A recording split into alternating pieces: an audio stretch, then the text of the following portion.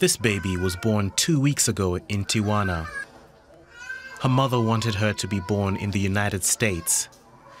But Laura and her boyfriend have been living in this shelter on Mexico's northern border for 6 months, waiting for their appointment to apply for asylum in the United States. They hoped to make it across the border before the election. I feel that maybe they are going to get rid of the application and it will be more complicated for us to enter the country because we want to do it legally. Widespread concern that Trump will withdraw the CBP1 app and other entry programs may encourage a wave of immigration in the next 2 months before he takes office in January.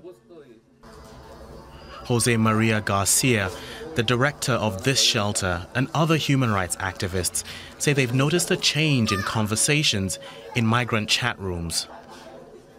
Right now, we are expecting some caravans will start out from the southern border. The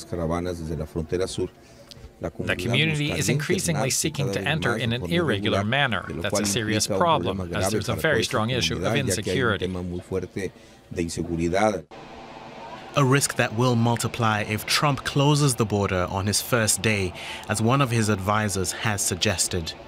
This, added to the massive deportation program that he announced in his campaign, would put a massive strain on Mexico's northern border. The government of the state of Baja California itself has already anticipated this and claims that at least 40% of the shelters in Tijuana still have capacity. However, the cold and dust in these tents are bad conditions for babies. Claudia is a new mother. She's from Colombia and worried.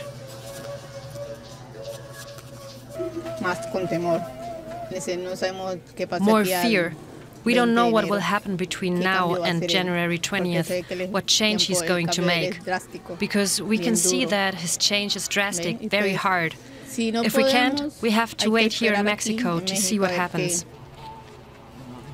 With majorities in Congress and the Senate, Trump would be able to implement anti-immigration measures and impose tariffs on Mexico if it does not stem the flow of foreigners. He made similar threats during his previous term, and the Mexican government made life much more difficult for migrants. But the numbers of migrants increased anyway. The current Mexican administration has little room to maneuver to comply with Washington's expected demands. It doesn't have the capacity to stop the entire flow.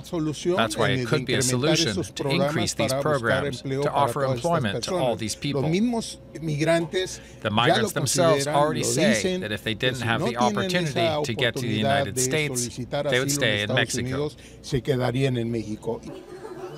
That may be the only option for many seeking a better future away from home.